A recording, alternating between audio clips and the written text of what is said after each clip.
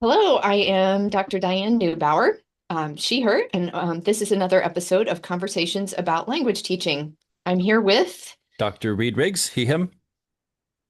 yeah, and today we are going to talk about something that sometimes gets called language policy.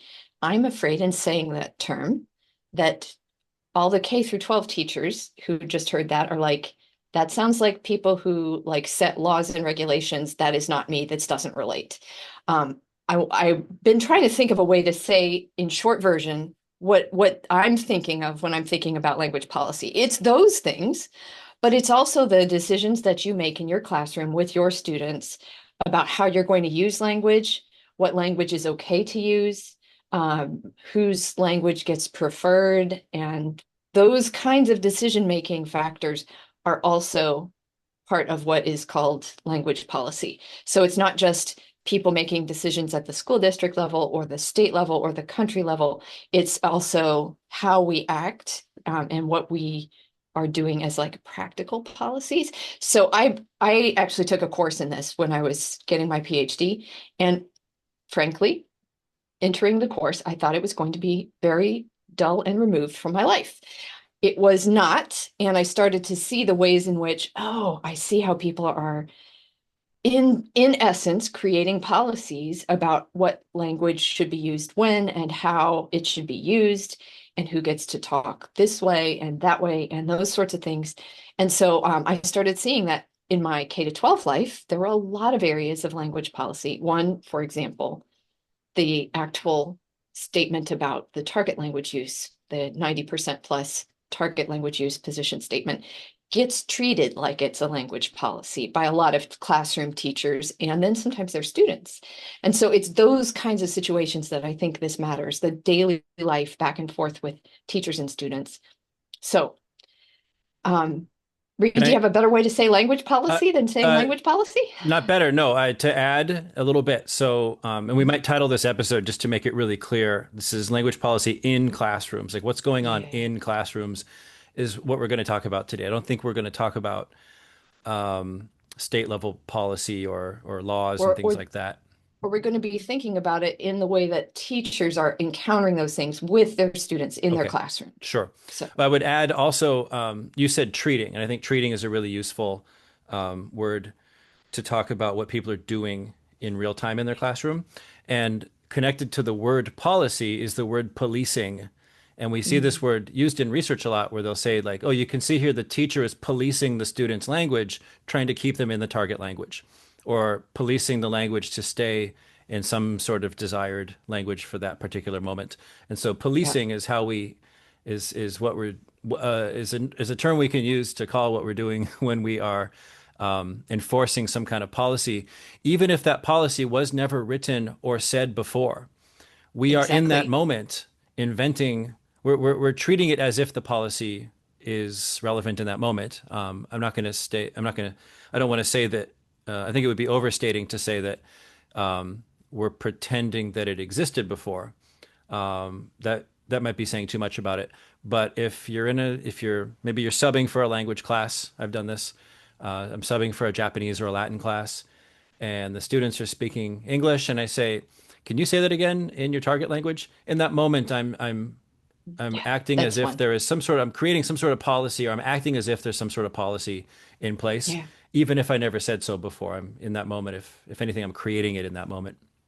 Right, Yeah. right. I think that's a really common situation for language teachers where you maybe didn't have it as an official thing. It's not like a written down thing, but it's just the presumption of everybody there, like, oh, I need to make the students talk in this language and not that one, or they need to use this kind of way of using this target language. Well, yeah, So it has to sound standard, for example, sure. or yeah. So it gets into things with like students with heritage Yeah. languages or variations of language. This happens a lot with ESL.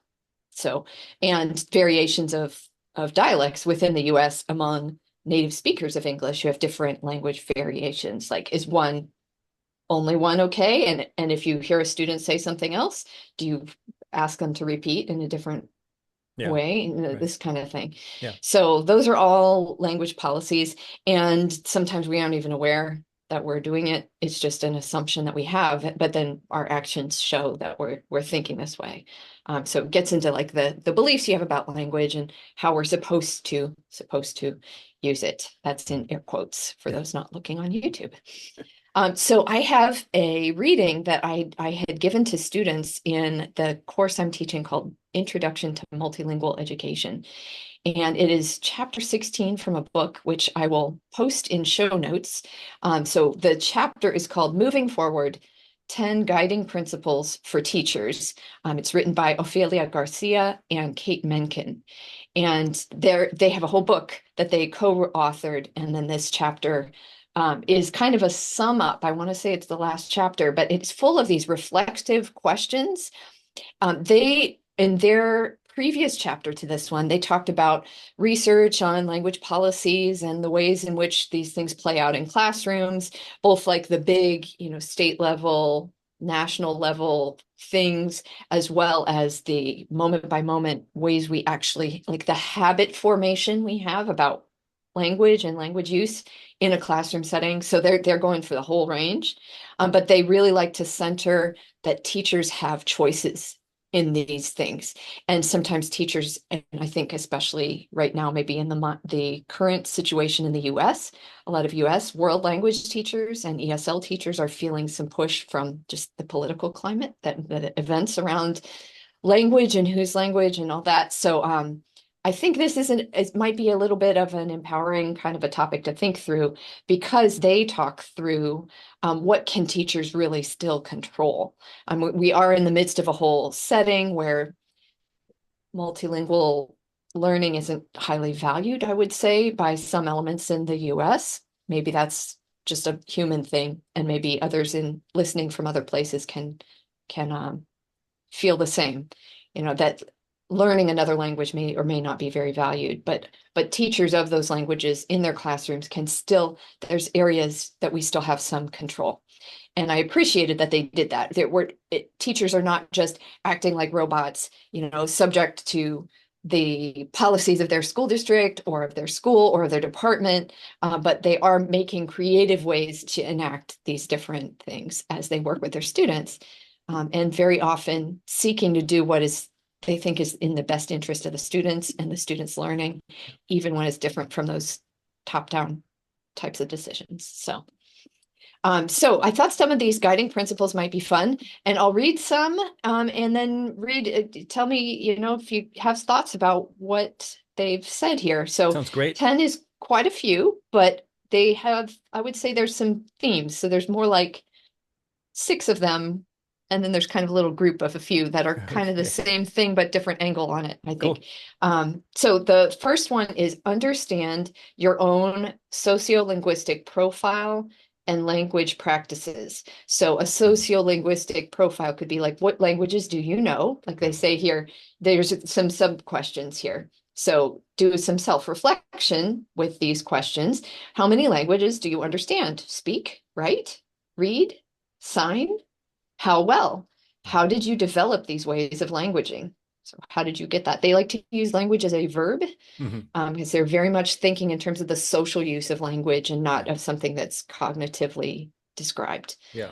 So that's their perspective on language. I would add too, when you say sociolinguistic, one of the most obvious categories that come up in the field of sociolinguistics is man, woman, and things, those very superficial kinds of things, because that definitely, I don't know, I don't think it's that controversial that men will often talk differently from women. I don't know how else to say that in a more Yeah, nuanced like there's way. gender norms for the Gender way norms. we use Okay. language. There we go. Yeah. Yeah. And perceptions of people might vary if you cross those. Right. Like if you talk in a way that's less expected Yep. for the gender you're perceived to have. Yeah, Yep. totally. Yep. Age too could do Age. that. Absolutely. Race can do Yep. that. Sexual orientation has, Hmm. like, there's all these Yeah. different little social subgroups that we belong to, and you might Yeah. have a certain way of using language in the midst of those. Yeah.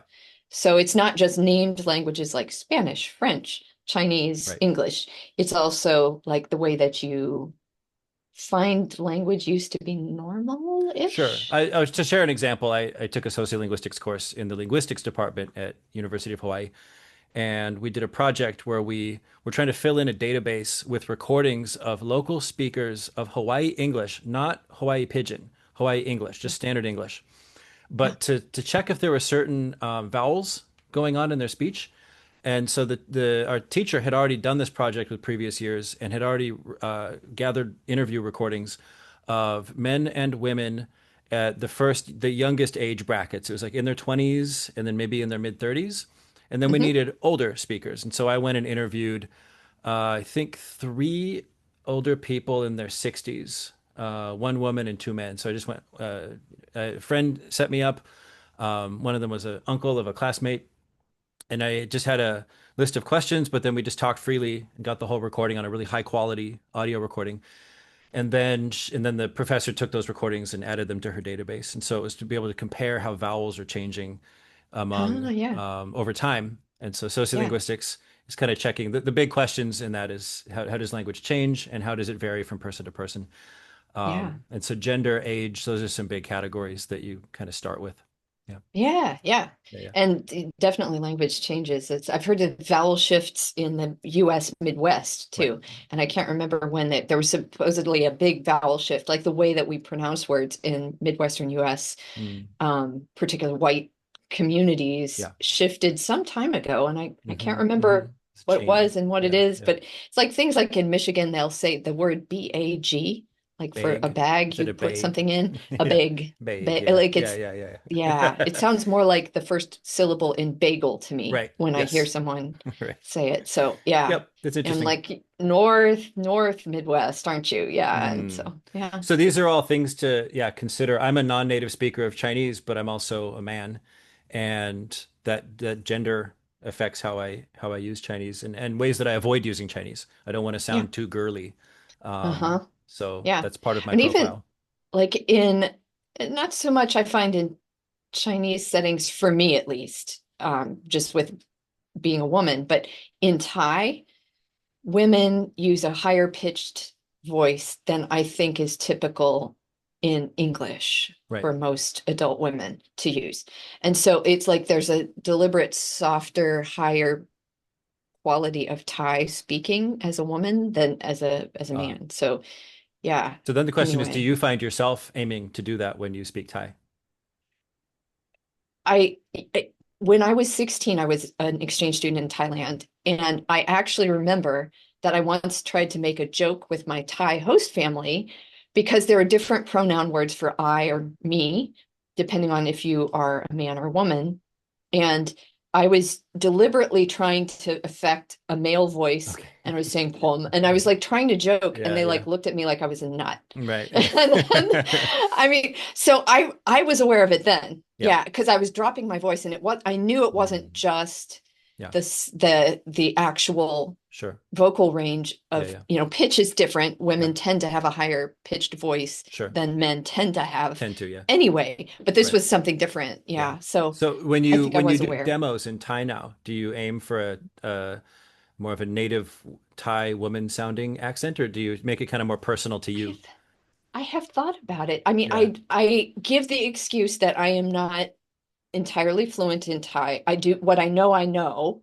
Like I know some things very well still, but it's not a full range. And I think I tend to not affect Yeah. that level as Sure. much. Okay. Yeah. I'm just trying to get at the first of Yeah, those the 10 first things you question. said. I think these are good examples.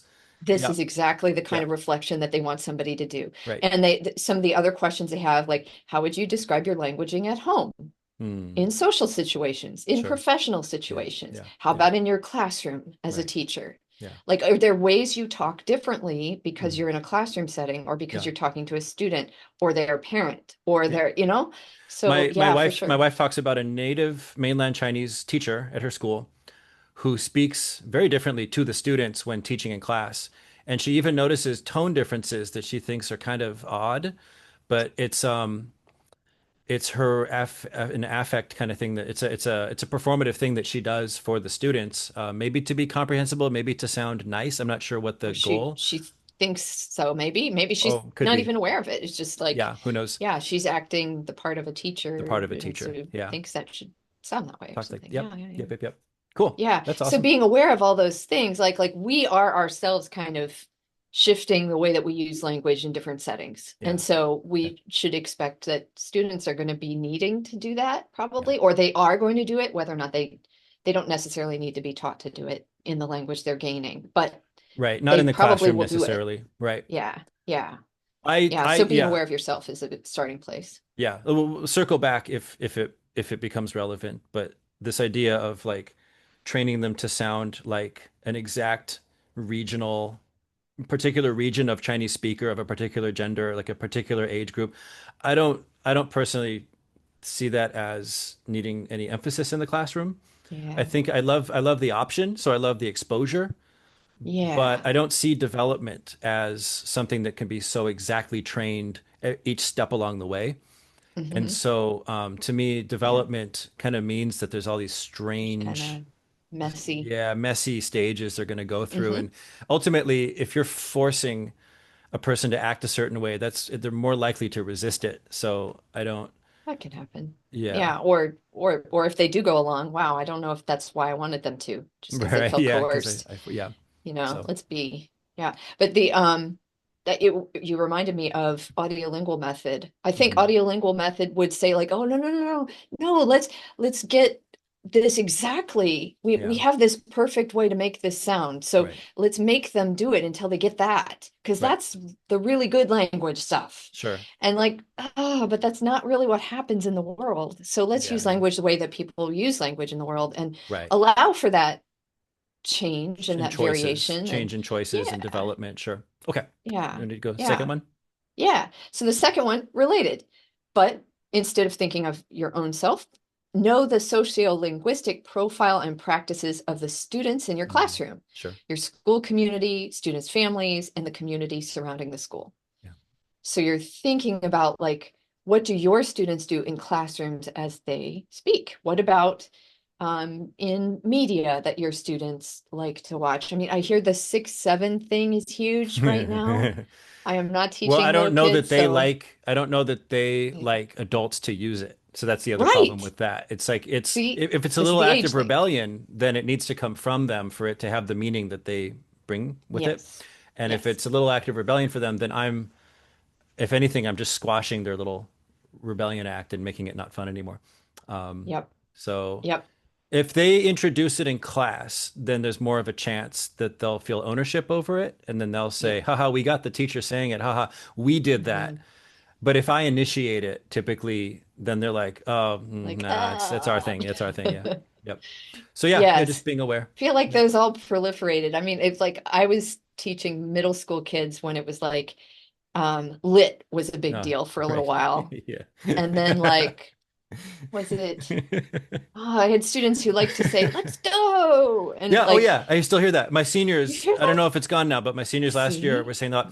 And then Mm. period. That one, a student asked me in class, how do you say period? And I was like, Juhao. And she goes, no, it's a saying. If you agree with someone, it's like full stop, you're on it, you got it, period. And I was like, Hmm. I've never heard that before. I somehow missed that one. Yeah. Yeah. Yeah. It's like these are not translated as literal, word for word correspondence. We're Well, going to have to also think about that if that's the even a thing people are saying in a Chinese the context. the reason you like it is because it's a fresh coinage. And Yes. therefore, it's not going to have a translation into other languages that's Yeah. also got that fresh coinage feeling. It Right. might, but Right. that's a lucky coincidence if it does. The chances are Yeah. very low, and it's because your group just made it up. That's why Yeah. you like it. Yep. Yep. So yeah, when you're like, how do you translate that? I'm like, I can try to find a phrase for you, but if it's old, then it's not doing the thing you want it to do. It doesn't have that fresh thing you want. Yep. So Yep. And so, yeah, these are the kinds of things that they're asking about. How do students language in the playground and in the cafeteria? yeah, For yeah. what purposes? Mm. How do different individual students vary? How about their families, Yeah. what do you see their families doing? What language varieties are they using with Yeah. family versus in school? Yeah. That kind of thing. So Yeah. thinking ESL context, especially, I think of that. Sure. But Sure. I think it comes up with heritage speakers Yeah. of any language, where is the language that like the way you're treating that target language in the classroom Yeah. different from what they know from their family members and home Yeah. life? Well, So I would also yeah, add the real typical American students that I have that really don't have much exposure or appreciation for multilingual competencies. Um, what it means for them is that I have to do this extra work of showing and convincing them that being multilingual is an asset, that it's a good thing. yeah. And so I've been having like I document when students come in and say, "Hey, I just had this cool experience. I was my Uber driver got lost, but then I saw his phone had Chinese characters, and so I told him where to go, and it was really cool. And then we chatted a little bit afterwards." I add that to this little document, and so I pull that document out from time to time and show like, "Oh yeah, you guys know this student from this other class? Yeah, he shared this little story. Let's read this together." It's this little interaction that he had. Um, One of my students shared that we watched a video about technological innovation in China. It was one of the formative videos that we were studying and kind of memorizing some phrases, but also learning about the Chinese perspective on their own innovation and how big and happy a vibe it has. Mhm. And he said when he went to China with a school group, he just like struck up a conversation. Like he initiated a conversation with memorized phrases from that video, and it really got the other Huh. person interested. It'd be like, yeah, we are technologically developing. So I still keep Interesting. meaning to add that to the document, but um, Yeah. those are the kinds of extra work that I will not do with my heritage speakers because they don't need to hear it. I don't Right. need to They say, know. hey, you should have Chinese. And it's like, I can tell them about where jobs are available. There's other stuff that they should hear about, but Right. it's a different set of messaging that they would find interesting compared to my guys that are just like Yeah. unexposed, Monolingual English monolingual, speakers. typical. Sure. Hmm. Yep. Yep. Yeah. Yeah. Third one Yep. is then know the societal language management policy. So this is like, you're looking at yourself, you're looking at your students. Now you're thinking like the big broader society. For example, do you live in a society that has an overt policy for language education? If so, Hmm. what is it? No. All Um, right. were were all key stakeholders involved? Is it a national policy? Is it, Hmm. if not, what level has mandated this policy and how do you feel about it? And Okay. so All right. if there is one, how is it being implemented then? Here's one that came to mind for me. I don't know if this is still the case, but I have been told I'm in Kentucky and Indiana. Kind of, I live in one and I work in the other. But another nearby state, Tennessee, had a policy in English as a second language support classes. Teachers were mandated only to speak in English with the students, Never heard of. regardless of the Wow. home Okay. language of All right. students. And I don't know if this is still the case. I wonder. But the creative and subversive act of like, using a little bit of Spanish with those Spanish speaking kids was something that I knew a teacher talked about doing because it was really serving those students well. Yeah. Like they shared a language. This is a resource, and this is affirming that your home language is valuable too. It's not forbidden here. Right. It's something that you're using as you're gaining your English, you're adding Yeah. to the languages you know. Yeah. You're not squashing your first one. And I think that that language policy thing, I mean, that's how I feel about that language Sure. policy. If you're forbidding students Yeah. to use or hear their home languages Yeah. in school, that sounds to me like you're treating their language as a problem Right. and not as a Yeah. right and as a resource, which I I think it can is. think of two goals that would come out of the state level policy, but that also have their mirror version in the classroom. And the first goal would be about effective reaching of your teaching goals. Like, do they learn the language better when you completely avoid their home language as the policy is asking you to do? So there's the teaching effectiveness, learning outcomes goal. Side.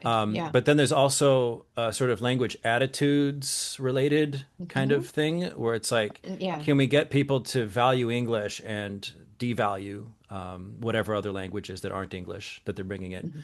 And I don't think that one will be so directly stated, but But that's where it's coming it seems from. it may be implied at the state level, but it definitely where you'd see it where you see evidence of that would just be in the reactions of the students. Like, Yeah. do you see them, talking in a quiet, Talking down about it. shameful voice when they use a bit of Spanish? Do you see them talk down their Spanish or make fun of each other for using Spanish? Like, there's lots of evidence you can collect at the classroom level of that kind of secondary, um, Right. like you said, squashing effect. Yeah. Yeah. Yeah. Yeah. So knowing those big picture kinds of things going on with language and policy makes a difference in your classroom because those, there could be overt, directly written policies, and then there could be less overt, Yeah. but kind of in the milieu, Implied, like sure. like that, like you Yeah. said. Like, I mean, if they are going to face flack from classmates for really trying to pronounce things with a beautiful French accent in their French class, Mm. then maybe they're not going to be so inclined to try Yeah. that. Right. And so, Yeah. that's not a policy per se, but it, like, knowing what's going on Seeing is the going to impact, help I you guess. figure Yeah. that out. Yeah.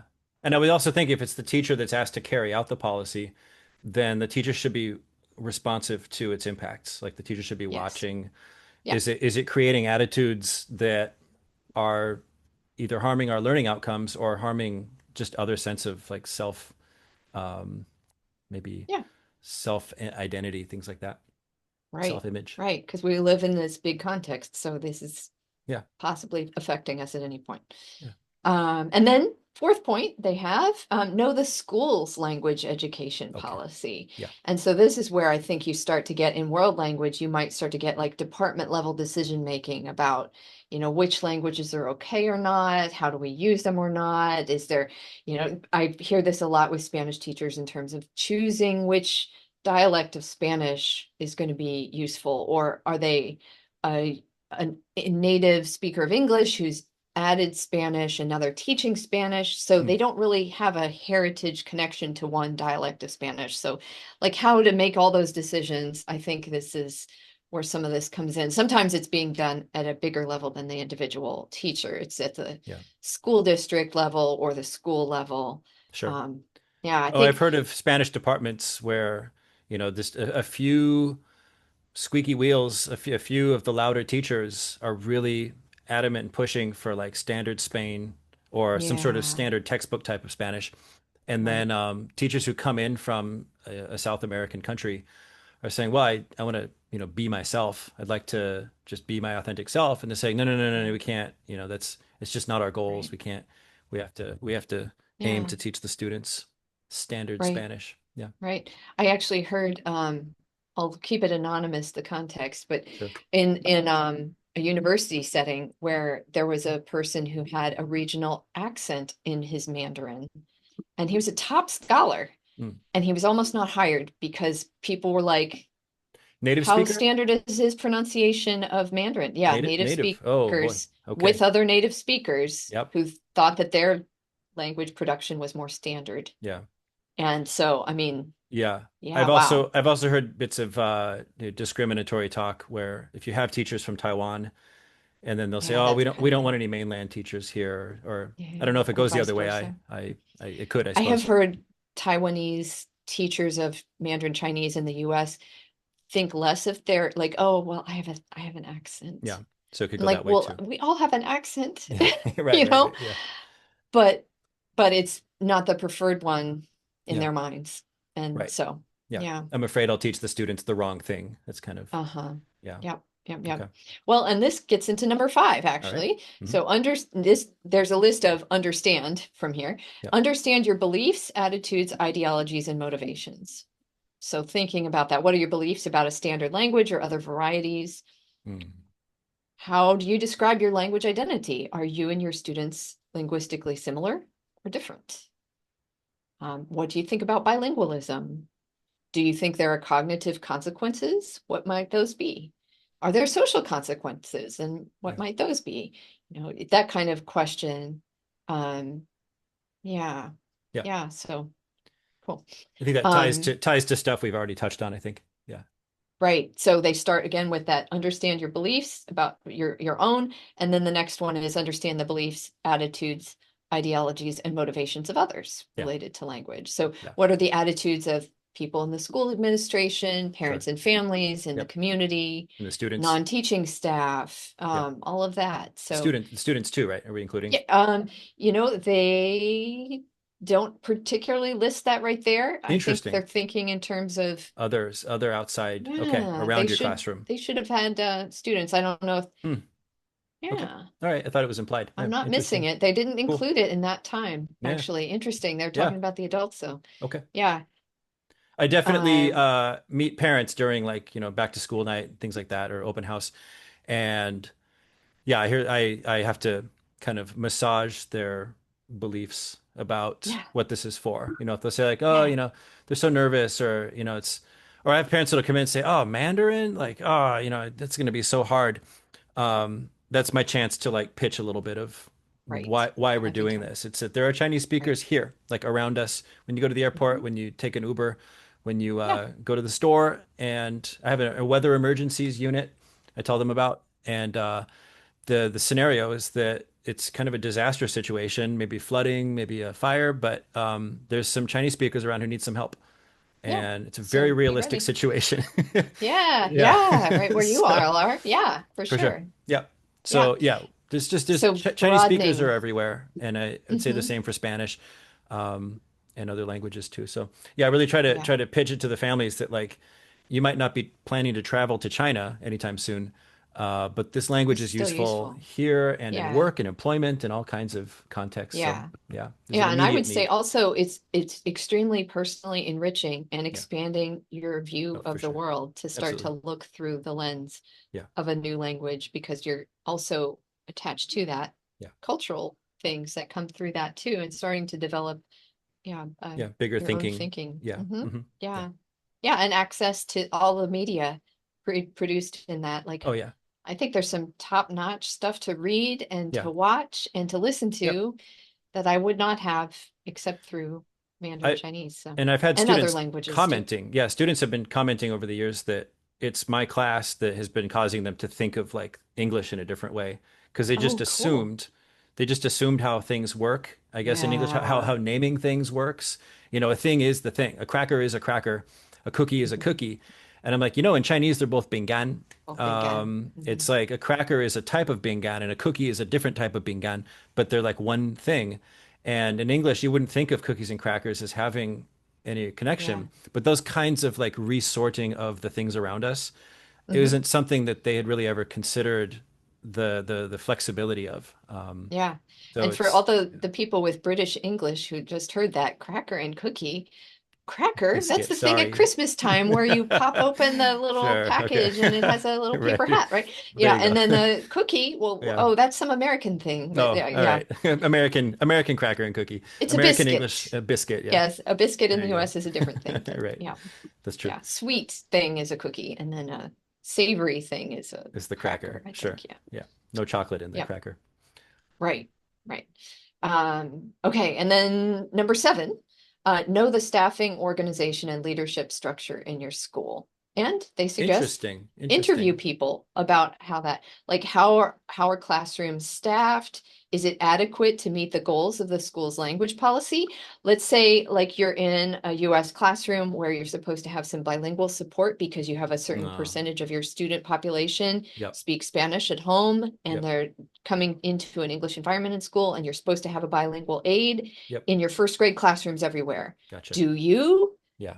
You Right. know, I know a Yeah. teacher right now in one of my classes who's teaching first grade and I'm not going to remember the percentage of her students, but they came into first grade without any English ability, and she's finding it very challenging. She had no training on working with multilingual kids. She's a native speaker of English only. And so she's really, but can the district hire for that? It sure would have benefited to have somebody else to help her Yep. bridge the gap while those students are getting enough English for her to communicate through that. Yeah. And so we're doing what we can, right? This came up because this is a challenge area for her. And we were talking about working with multilingual learners and how to differentiate instruction more effectively for them. But so that kind of question about like how many people are in your school, if you're in a dual language immersion school, like this is a big deal. Yeah. Like For sure. who's staffing which language? Are you all Yeah. adequately covering the goals of the school for languages? And I don't yeah, think this is part of that. This might be the previous one, but in the IB documentation for the primary year program, so I think that's kindergarten through sixth through fifth grade, I think. Um, there's a lot of talk. It's not specific policy, but there's a lot of guidance that home languages are to be maintained. yeah, And so I think they leave it up to teachers to get creative on how to set their own how to do it. school local Yes. policies, how to do Yep. that, and resources and such. But the intention is very clear in the guide that Yeah. multilingualism is what we're aiming It's for. And positive. IB is, international Yeah. baccalaureate. It's like they're Yeah. trying to have schools all over the world. So Right. they're specifically avoiding saying, let's make a bunch of English only Yeah. schools in every country in the world. Yeah. Right. Yeah. Right. Yeah. Yeah. So there's good other thoughts there, like do teachers work together towards certain language goals, or is there kind Mm. of a vibe that's not very collaborative? Oh, What yeah. about staff members? Is there generally a feel of inclusion of language differences? Does everybody get a voice in how these are carried out? Yeah. Lovely. Yeah. I like that. Yeah. Yep. Number 8, Mhm. understand how the curriculum and pedagogy are interrelated with language education policies and the ways you act as a policymaker in your school or classroom. Yeah. So how do you interpret Sure. whatever you're being told to do with language in your classroom? Yeah. How do you implement them? How do you act as a policymaker yourself, Yeah. regardless of what else is going on, big time? I think we In what connected. ways is the curriculum Yeah. inclusive or exclusive Uh, of linguistic and cultural diversity? yeah. That kind I of, think we touched on that at the yeah. beginning with our definitions. Yep, Yeah, in yep, yep. terms of the So, curriculum planning, that's an interesting one. Yeah, to keep in mind with all of your many things you're trying to do, to also have that language policy, if there's any printed official language policy or something you've decided on as a department, to also have yeah, that on your desk as you're putting your curriculum together yeah, yep, yep, and mind. Yeah. yeah. Number 9 then. Yeah. Understand how ways of assessing students are Mm. interrelated with language education policies. And I think we've hinted at these things too, like which way of carrying out language is okay with you. Yeah. Are you going to like pick over things like, well, but that's not grammatically correct. Well, is Mm. there a language community that does speak that way? So Yeah. they're expressing, Yeah. a certain Sure. approach. It's not just, incomplete language acquisition. This might be Yeah. just And a with different variety. yeah, and you still might say that, like for example, I've had students who speak Cantonese at home, and I'll Mhm. say this, but this is a Mandarin class, Yeah. and so you have to find your line. Yeah. I have a Yeah, student when but we were but making that like clear. I think out in the open, Yes, it's not yeah, saying that Cantonese is bad. right, It's saying that in this context, we're using it this way yeah, because of this yep, defined, you know, yep. goal. Yes, absolutely. And then also, like another example I had was that we were learning dish names, Sichuan food dishes, and ganbian sijido is one of the ones. It's a dry fried green bean. It's a green bean dish. Excellent. It's all over the place in China. Spicy. It's a popular dish. Mm, And he yep. kept my student, a heritage speaker, kept saying ganbei sijido, which is a different dish. I know that one from Yeah. menus. I've seen ganbei sijido as well, but every time I would say, "This is not ganbei sijido. This is ganbian bian ganbian Yeah. sijido." But he kept saying it, and I kept correcting him. And this wasn't an issue of dialect. This was an issue of he was familiar with the other dish name, Yeah. and I was saying, "This is not that dish." But I made it Yeah, clear this each is actually a time. different intention. Yeah. But I explained it each time. I didn't say you're wrong. Yeah. I just said Yeah. you're talking about a different dish. And Yeah. so, yeah, to remove Yeah. that any stigma or any other Right. misinterpretation of my intentions. Right. Right. And Mhm. then the final one is remain critical and aware of language education policies. So Critical. understand the effects of these Yeah. on issues of inequity among linguistic Yeah. groups, Yeah. Yeah. on who gets Right. to have a say in this. Yep. Um, yeah. Which comes back So to keep why, aware. yeah, which is why I don't see that kind of sensitivity between Cantonese and Mandarin, but I Not do so see it much. between like standard Spanish, whatever, however you want to define that, versus Right. other like regional forms of Spanish, which do have histories of being treated as lesser. Yeah. But Cantonese doesn't have that kind of history with Mandarin speakers. Not Yeah. that I perceive. Not it's different, I think. It's Yeah. different. Yeah, it's not a critically problematic thing. Well, Well, this we're at might be. time. Yeah. Yeah. Do you want to Yeah. say Yeah. goodbye? So, and I see we're almost at our timer, but that Yeah. was, yeah. So it's Menken and Garcia 2016, Okay. 2010, 2010. 2010. So I'll Okay. post a link. So anybody interested in getting to read the whole thing can go at it. Okay. Well, I've been Dr. Reed Riggs. I'm Diane Neubauer. See Thank you you. next time. Yeah, thanks.